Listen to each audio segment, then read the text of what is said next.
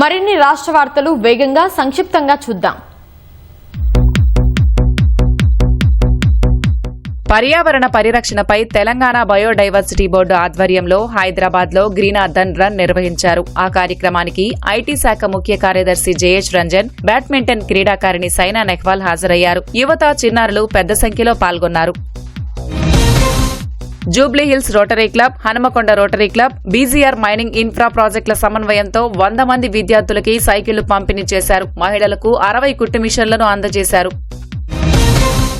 మహిళా commission chairman గా నియమితులైన విజయలక్ష్మి మంత్రి పొన్నం ప్రభాకర్ ను మర్యాదపూర్వకంగా కలిశారు. మహిళా కమిషన్ చైర్మన్ గా నియమితులైన విజయలక్ష్మికి పొన్నం శుభాకాంక్షలు తెలిపారు. తెలుగు ప్రజల ఆర్థిక విధానాలు మెరుగుపరచడానికి తెలంగాణలో తేదేపా ఉంటుందని కాట్రగడ్డ ప్రసూన తెలిపారు. హైదరాబాద్ దోమలగూడలో సికింద్రాబాద్ లోక్సభ నియోజకవర్గ కార్యకర్తల సమావేశానికి ఆమె హాజరయ్యారు. కొత్తగా ఎన్నికైన రాష్ట్ర బ్రాహ్మణ సంక్షేమ పరిషత్ చైర్మన్ బసవరాజు శ్రీనివాస్ ని హైదరాబాద్ కొత్తపేటలో ఘనంగా సన్మానించారు. ప్రభుత్వానికి ప్రత్యేక ధన్యవాదాలు తెలిపిన ఆయన బ్రాహ్మణ సంక్షేమానికి తన వంతు కృషి చేస్తానని తెలిపారు. డంపింగ్ యార్డు తరలింపుపై కరీంనగర్ ప్రజలను కేంద్ర మంత్రి బండి సంజయ్ మోసం చేశారని సిపిఎం ఆరోపించింది. తక్షణమే డంపింగ్ యార్డు ఎత్తివేయాలని వారు డిమాండ్ చేశారు. రామగుండం నగరపాలక సంస్థ అధికారులపై స్థానికులు ఆగ్రహం వ్యక్తం చేశారు. సుందరీకరణలో భాగంగా 18 లక్షలతో మొక్కలు నాటిన అధికారులు సంరక్షణను మర్చిపోయారని మండిపడ్డారు.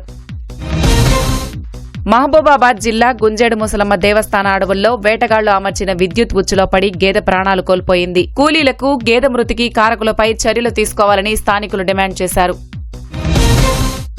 పెట్రోల్, డీజిల్ ధరలను తగ్గించాలంటూ హైదరాబాద్ నక్లెస్ రోడ్లో ఆమ్ ఆద్మీ పార్టీ ఆందోళన చేపట్టింది. ప్రభుత్వం స్పందించకపోతే రాష్ట్ర వ్యాప్తంగా ఆందోళనలు చేపడతామని హెచ్చరించింది. చైర్మన్ను తొలగించాలంటూ హైదరాబాద్ దోమల్గూడలో ధర్నా చౌక్లో తెలంగాణ వడ్డెర సంఘం ధర్నా చేపట్టింది. ప్రభుత్వం స్పందించకపోతే సచివాలయాన్ని ముట్టడిస్తామని హెచ్చరించారు.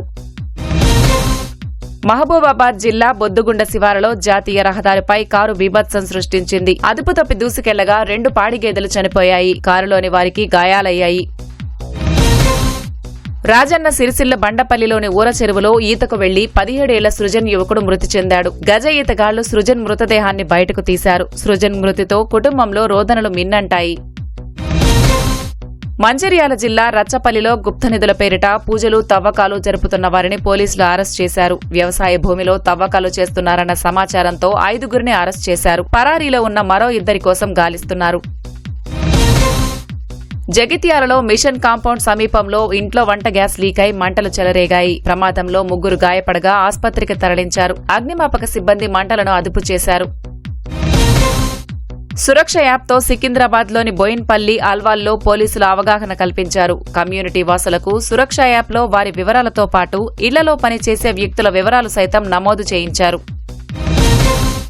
పెద్దపల్లి జిల్లా గోదావరి ఖనిలోని తిలక్ నగర్లో ఇంటి ముందు నిల్చున్న మహిళ మెడలోంచి 2 తులాల పుస్తల తాడును అగంతకుడు ఎత్తుకెళ్లాడు. బాధితురాలు ఫిర్యాదుతో పోలీసులు కేసు నమోదు చేశారు. సంగారెడ్డిలోని వాసవి కన్యకా పరమేశ్వరి దేవస్థానంలో కృతికా నక్షత్ర వేడుకలు ఘనంగా నిర్వహించారు. అమ్మవారికి పంచామృతాలు, పండ్ల రసాలతో ప్రత్యేక అభిషేక కార్యక్రమాలను వైభవంగా జరిపారు.